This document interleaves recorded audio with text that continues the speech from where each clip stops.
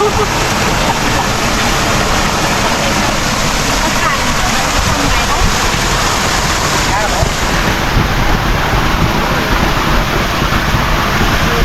นบอ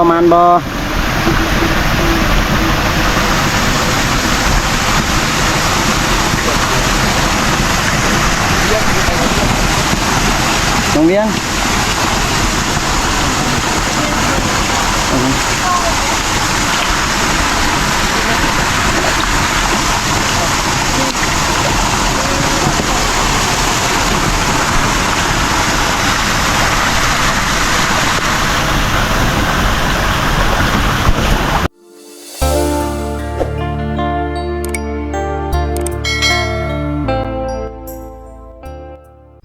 สบายดีพ่อแม่พี่น้องเนาะ FC ทุกท่านนั่นล่ะพี่น้องยินดีต้อนรับ FC เข้าสู่ช่องบ่าวผู้ไทยบ้านนาชาแนลคือเก่าแล้วพี่น้องเนาะมื้อนี้บ่าวผู้ไทยสิพา FC มาเบิ่งสาวๆหาสอนปูสอนปลาเนาะพี่น้องเนาะอยู่ที่น้องอยู่ที่บ้านของน้องๆนั่นล่ะพี่น้องเนาะของหมู่บ้านชนเผ่ามังกรพี่น้องเนาะตอนนี้น้องๆเพิ่นลงอยู่แคมป์น้องนะพี่น้องเว้ยเนาะแต่บ่าวผู้ไทยยังมาเปิดคลิปอยู่เทิงพี่น้องพี่น้องเนาะ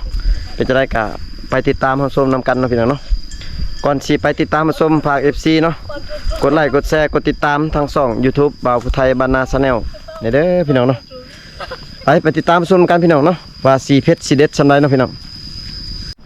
นี่พี่น้องตอนนี้บ่าวผู้ไทยกะกำลังสิย่างลงไปเนาะพี่น้องเพราะว่าน้องๆเพิ่นเขาเจ้าย่างลงไปก่อนแล้วพี่น้องเนาะสาวๆเพิ่นหาเก็บหอยเก็บปูเก็บปลาพี่น้องหาซ่อนเนาะแบบวิถีชีวิตของน้องๆล่ะเพราะว่าเขาเจ้าเคยมาหากินแบบนี้เนาะพี่น้องเนาะนี่พี่น้องนี่น้องอยู่นี่นะพี่น้องกว้างเลยน้องพี่น้องเพราะเขาเจ้าเคยมาหากินหาเก็บหอยเก็บปูที่นี่เนาะใส่มองเท่านี้พี่น้องเว้ยวิวงามเลยพี่น้องเว้ยอ๋อพี่น้องสาวๆเป็นสอนเนาะเอาให้ได้เด้อน้องเอาให้มันเด้อลบก็ได้ก็ยังคือเก่าลบก็ได้ยังคือเก่าน้องสาวเป็นพาปลาสอนพี่น้องสาวแล้วกุ้งหน่อยเนาะ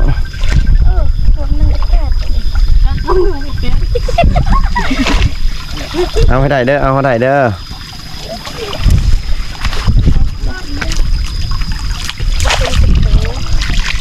ต้องเจอทันเลย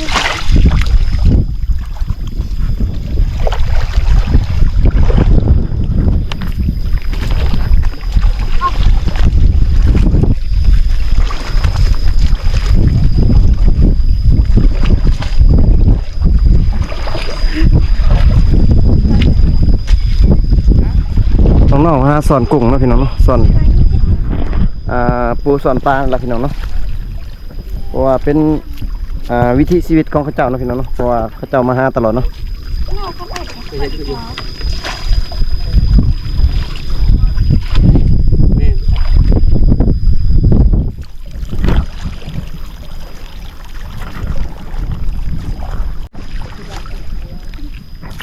ได้บ่น้องบ่ได้ซ้ำบ่มีปิงตีฮะมีบ่ปิงบ่มีดอกปิงมีหอยเนาะหอยน้อยเนาะเนาะคือเอาหอยใหญ่เนาะบ่มีหอยใหญ่ปะโอ้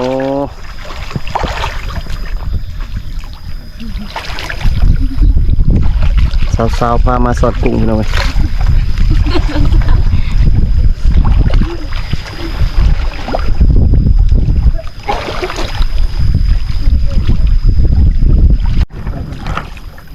มาสอนนำกันตีโอ้พี่น้องเว้ยเอ้ยเอียว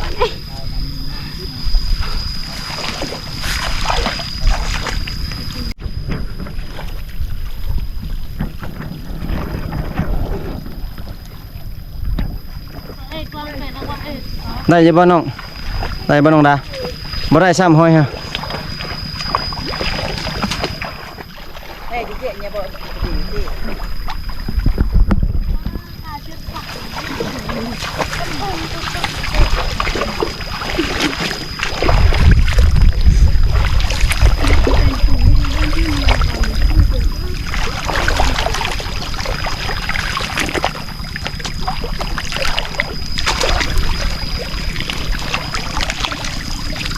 ได้บ่น้องเวียง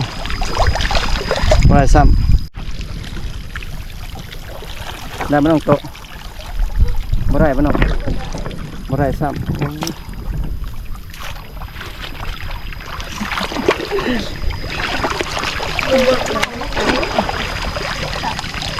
การคืออ้อมบ่งเด้สมตัว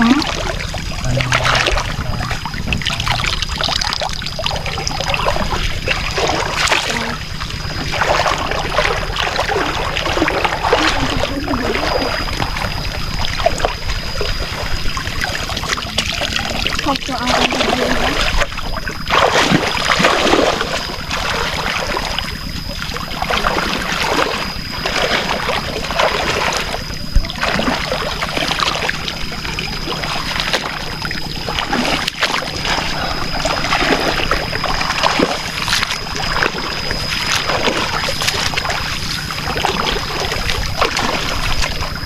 น้ำลึกน้องเนาะตัวพี่น้องเว้ยมีแต่สร้างเผือกเท่านั้นลงมาน้ำนี่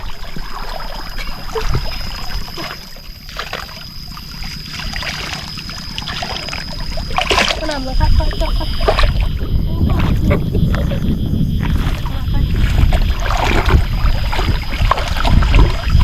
มันคือเราไม่คือเยอะนะ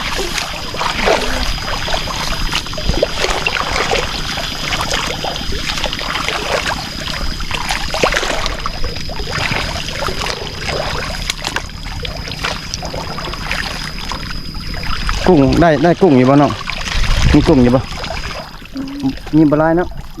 โอ้มีกุ้งอยู่หอยใหญ่ก็บ่มีเลยหอยใหญ่มีแต่หอยน้อย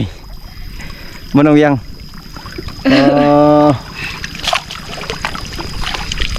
พี่น้องเบิ่งสาวๆมันมาสอนมาพี่น้องมีแต่สั่งเผือกเท่านั้นพี่น้อง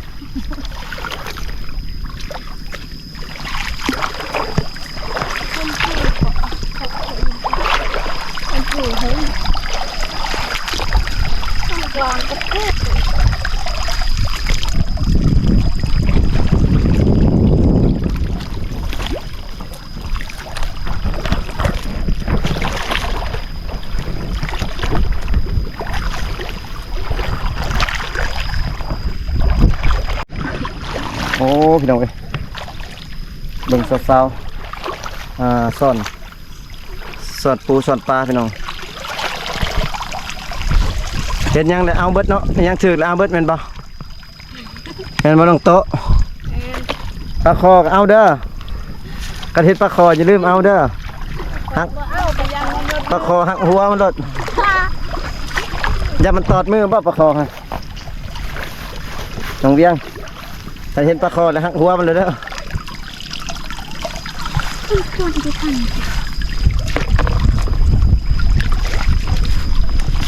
กันเนอร์นาบรี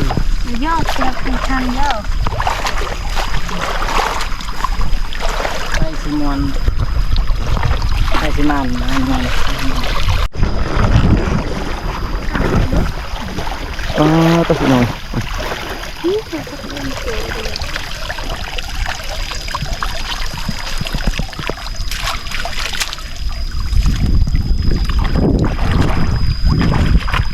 ได้บ่น้องบ่ได้ครับพี่น้องมีแต่สร้างเท่านั้นพี่น้องสร้างเปลือกเนาะ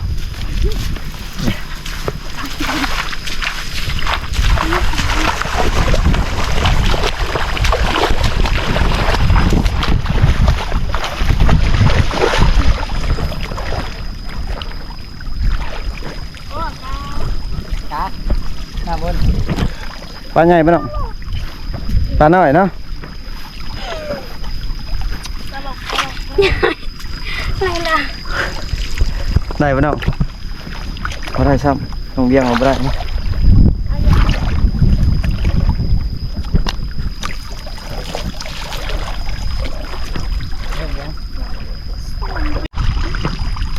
พี่น้องเคยมาสอนตลอดบ่น้องโตะเคยมาสอนตลอดเนาะโอ้เคยมาสอนตลอดพี่น้องเลยน้องสาวเวียง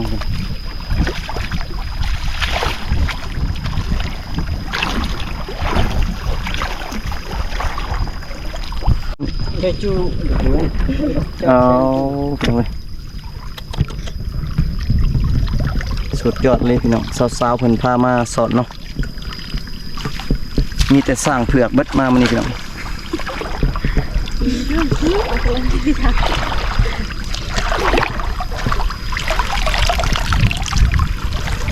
ได้ปะเนาะเด็ปลาคอดิเด็กมาเอา ทั้งสด ปลาคอมาเอาปลาคอเอาเบิดพี่น้อง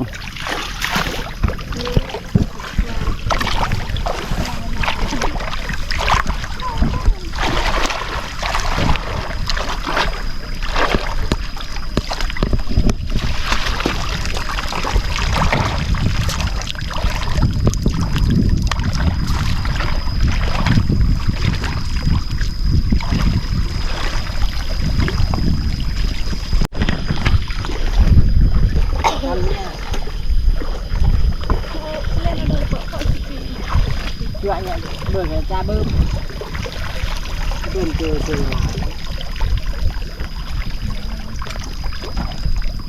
บ่มีลุงหวกบ่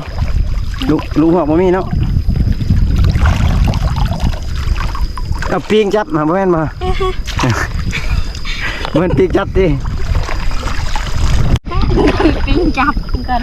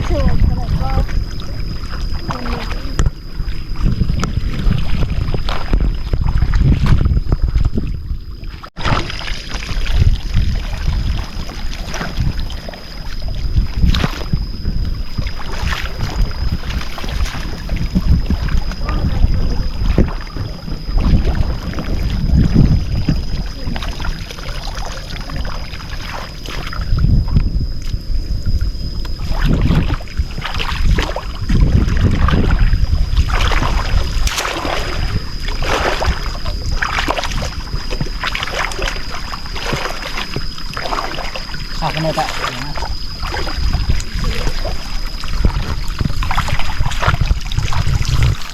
มานบ่แต่ละคนมานบ่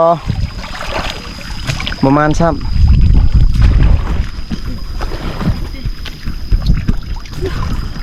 มันอยู่ตรงหน่อย มานแต่หอยใหญ่บ่มานหอยน้อยมาลงเรียงเนาะโอ้พี่น้องแต่ละคนโอ้พระเจ้าหาหอยนะ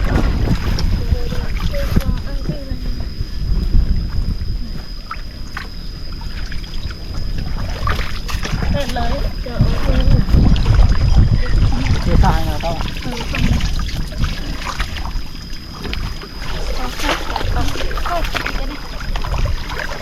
สอนเอาได้หลายจังขึ้นเนาะจังสิได้เมื่อต้อนครอบครัวพี่น้อง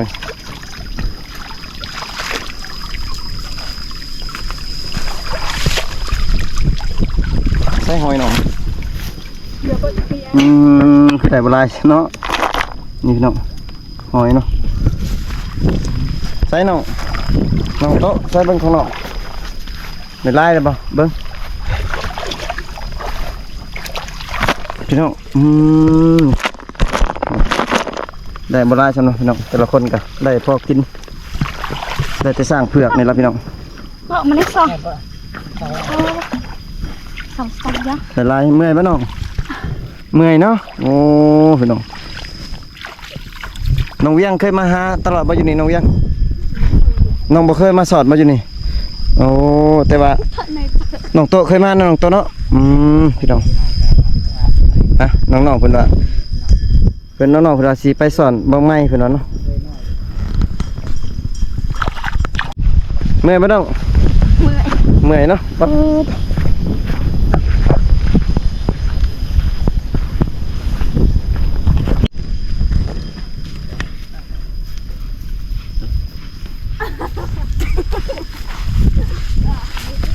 เป็นอะไรพาผู้สาวไป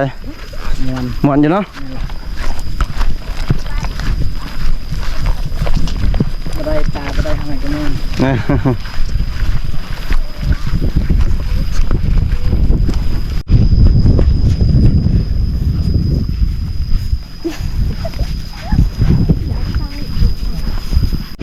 อยู่ทางลุมแมนเขาเจ้าไทยหน้านะพี่น้องเนาะเขาเจ้าไทยหน้าพี่น้องเอ้ยน้องๆเพิ่นก็หาสอนพี่น้องหาสอนอยู่ตามพายเนาะตามหน้าแหละพี่น้อง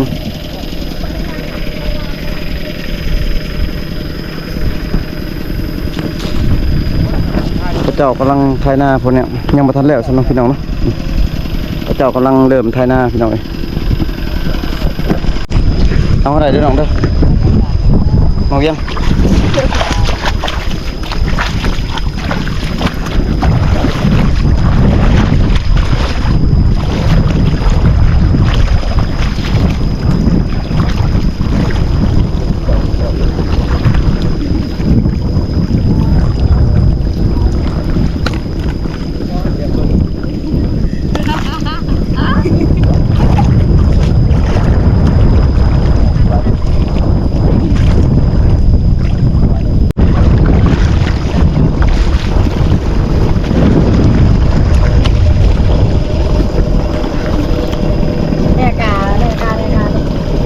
ปลามันเต้นกระเทิงเนาะไอ้ปลาหน่อยก็เต้นกระเทิงก็ขึ้นเทิงอีกหนึ่งปลาคอใหญ่เท่านั้นละน้องเวียงเนาะน้องโอ้พี่น้องเอ้ยโอ้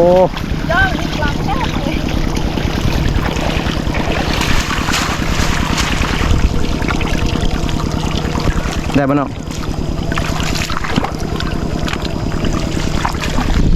หน่อยคือเก่าเนาะ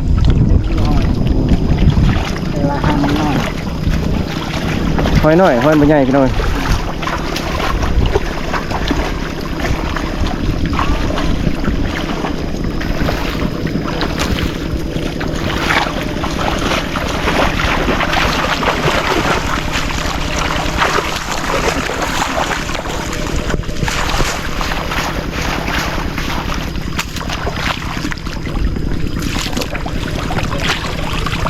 น้องฮอนมันเลยก็แต่ฮอนสนามมันโอเคแล้ว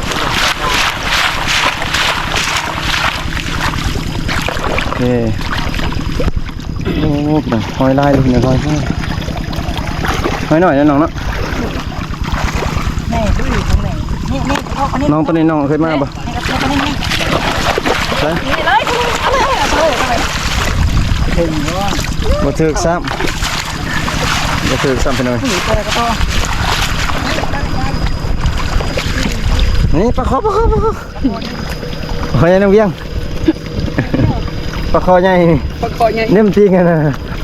ครับปลาคอใหญ่ จะฟื้นกระต่ายตัวนี้น้องน่ะ จะกล้าฟันอะไร เปิดมาบ่าย ปลาค่ะใหญ่อยู่พี่น้อยแต่ว่าเอาบ่ได้เนาะปลานิ่นปลายัง เดี๋ยวประกอบ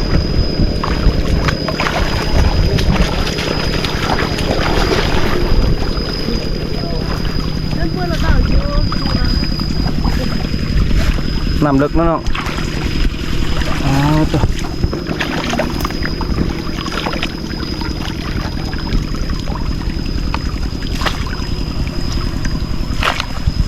สายเจ้า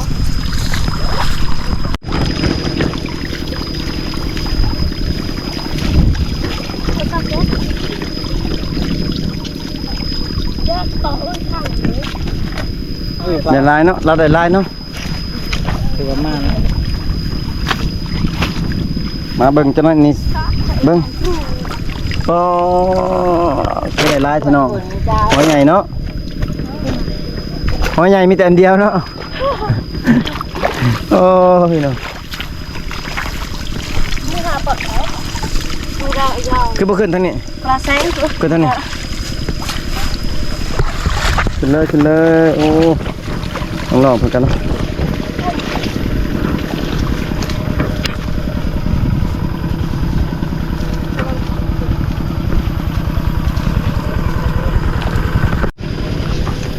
ตัวพี่น้องมีแต่สร้างเผือกอย่างเดียวนะพี่น้อง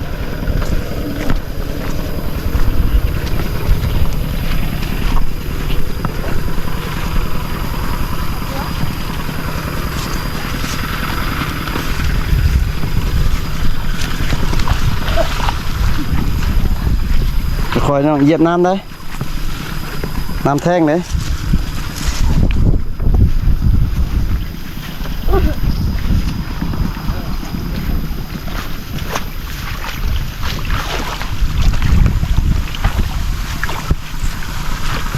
ตัวฟังมีตัวฟัง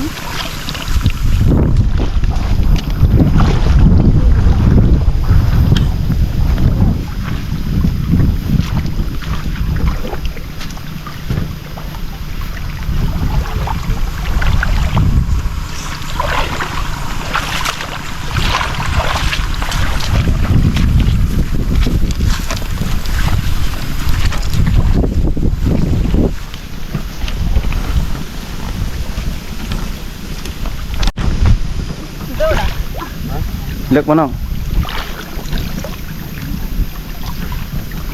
พาขึ้นได้ห้อยใหญ่แท้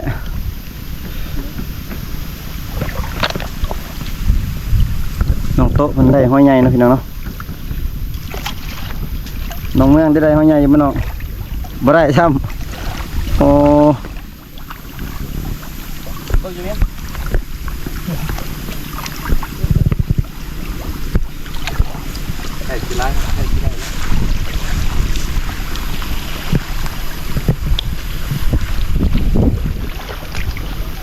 3-4 สาวพี่น้องไปมื้อนี้บ่มีแต่ซากเผือกเท่านั้น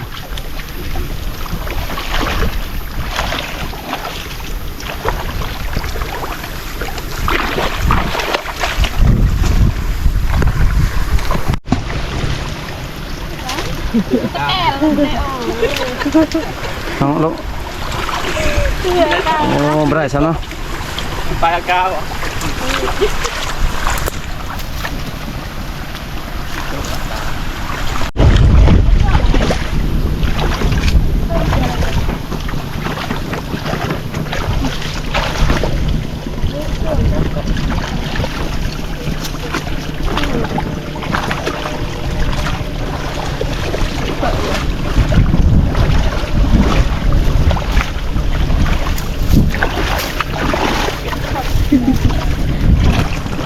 ตาตัวกัน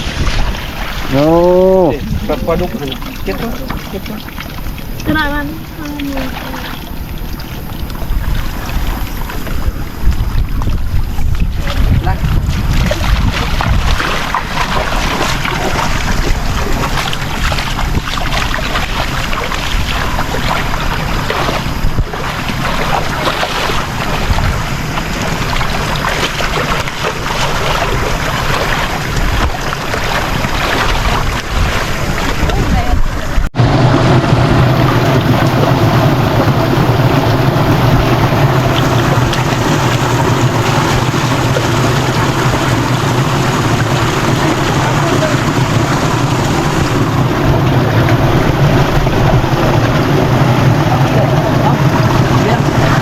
เจ้าแยกเดิน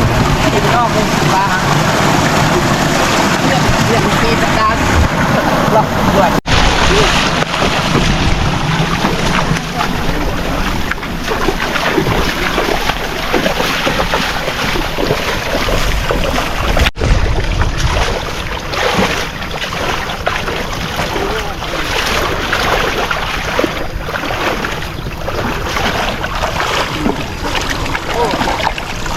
มาแล้วเจ้าตัวนี้ ใหญ่ปะได้น้องโอ้ปลาใหญ่เนาะได้โอ้ได้ปลาใหญ่พี่น้องเลยเนี่ยมาสักกระโดดมันเนาะกระโดดโอ้ห้อยกับห้อยใหญ่อีกโอ้ห้อยกาบกี่ก็มี ปลาคอหรือปลาขาว ยังบ่มีแต่ปลาคอเนาะน้องโตะเนาะห้อยกาบเนาะก็ได้เด้อพี่น้องห้อยใหญ่พี่น้องโอ้โหโอ้น้อง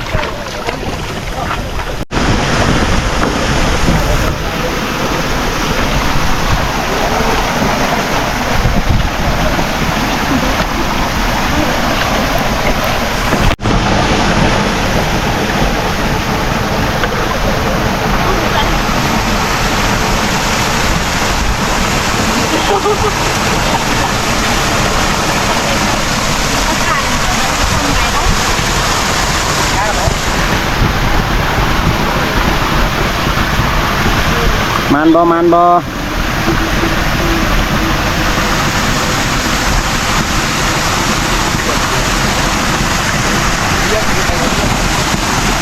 น้องเวียง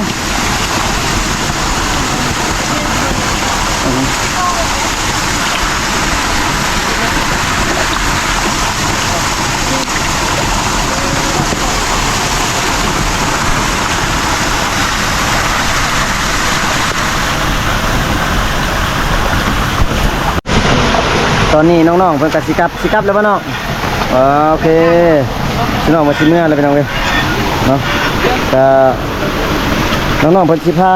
ทีมงานกลับเลยนะพี่น้องเนาะโอ้พี่น้องโอ้มีแต่สร้างเผือกอย่างเดียวพี่น้อง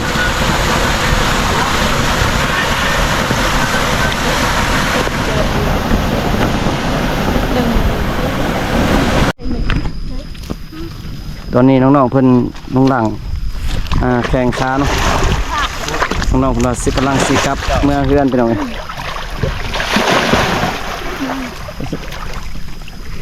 มึงเลือดช่องแม่เลือดดิ ได้บ่เนาะบ่ได้ซ้ำเนาะ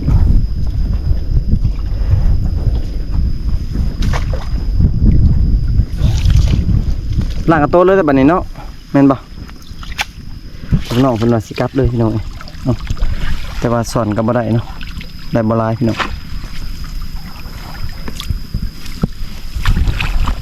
ปุ่นน้องเวียงเห็นบ่หัวปุกหัวปั๊มเลยน้องเวียงลบเนาะพ่อโอ้พี่น้องอ๋อมันจะสร้างเท่านั้นพี่น้อง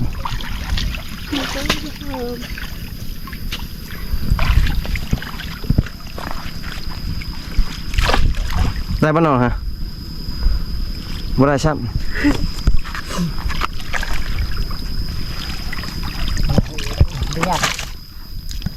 สิล้างกระโตแล้วบัดนี้เนาะ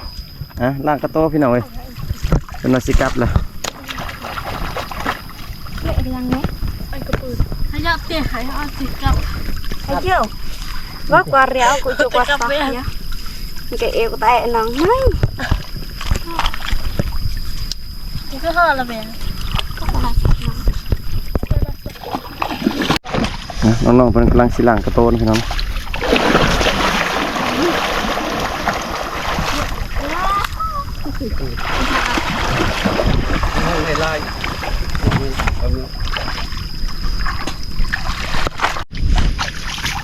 คือกันมันแก้มาให้แต่ โอ้พี่น้องเอ้ยสาวๆเนาะพี่น้องล้างโตเบิดพี่น้องเอ้ยเนาะก่อนสิกลับเฮือนน้องพี่น้องเพิ่นก็ได้บ่หลายเนาะพี่น้องเนาะได้พอจะได้กินเนี่ยละหอยมีแต่หอยเนาะพี่น้องเนาะใส่หอยน่ะเบิ่งโอ้ตายเลยพี่น้องโอ้ดูหลายๆเนาะพ่อแม่พี่น้องคลิปนี้ก็บ่าวผู้ไทยก็สิขอปิดคลิปก่อนเนาะพี่น้องเนาะเพราะว่าน้องๆเพิ่นก็สิได้กลับเฮือนพี่น้องเนาะฝาก FC กดไลค์กดแชร์กดติดตามทางช่อง YouTube บ่าวผู้ไทยบ้านนาแนลเด้อพ่อแม่พี่น้องเนาะเจอกันคลิปหน้าเด้อพ่อแม่พี่น้องเนาะบ๊ายบาย